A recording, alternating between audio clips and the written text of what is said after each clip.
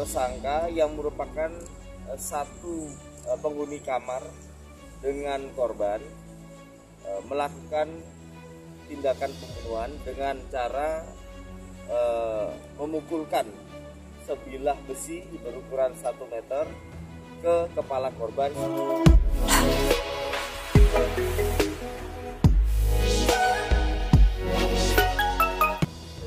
Polres Garut akan melakukan press conference terkait pengungkapan tindak pidana pembunuhan yang terjadi pada hari Senin tanggal 12 September 2022 sekitar pukul 02.30 waktu Indonesia Barat, jadi pagi hari. Jadi awal mula kejadian bahwa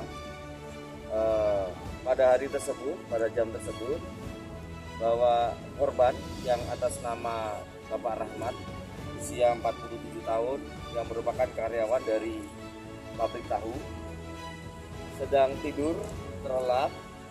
Kemudian setelah itu tidak berapa lama tersangka yang merupakan satu penghuni kamar dengan korban melakukan tindakan pembunuhan dengan cara memukulkan sebilah besi berukuran 1 meter ke kepala korban sebanyak 2 kali, dan kemudian setelah itu dipastikan meninggal dunia, baru tersangka melarikan diri dengan cara membawa juga untuk handphone korban dan juga dompet korban berisikan uang senilai 2 juta rupiah.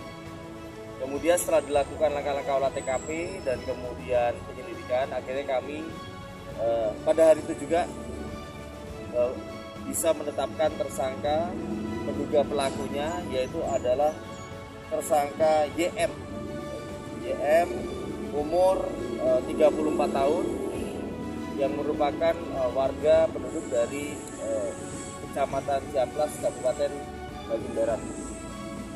Tidak berapa lama, dalam kurun waktu 1x24 jam, tim Sancang yang di-backup oleh Ditreskrimum Polda Jawa Barat berhasil mengetahui lokasi persembunyian dari tersangka, yaitu di rumah keluarganya di daerah Ciamplas, Kabupaten Bandung Barat.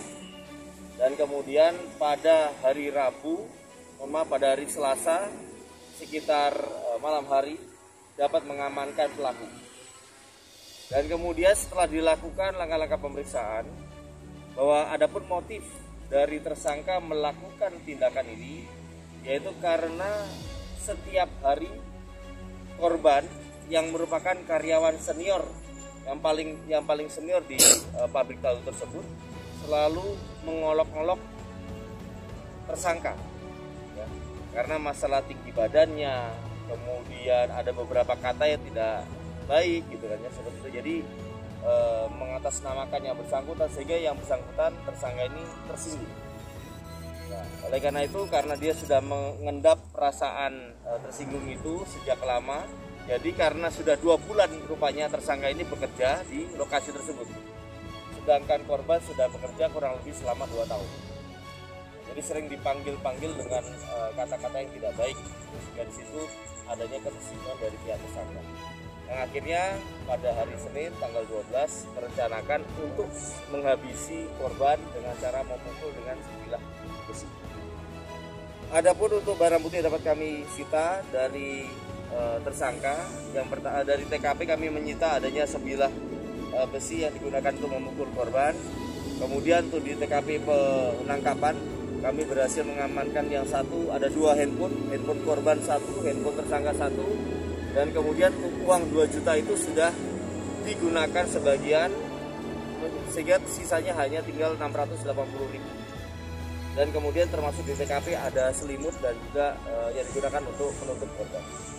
Pasal yang disangkakan dari perkara ini yaitu adalah pasal pembunuhan berencana dan juga termasuk pasal pencurian dengan kekerasan yang mengakibatkan hilangnya nyawa seseorang, yaitu pasal 340 KUHP dan pasal 365 KUHP dengan ancaman hukuman seumur hidup atau penjara paling selama-lamanya 20 tahun.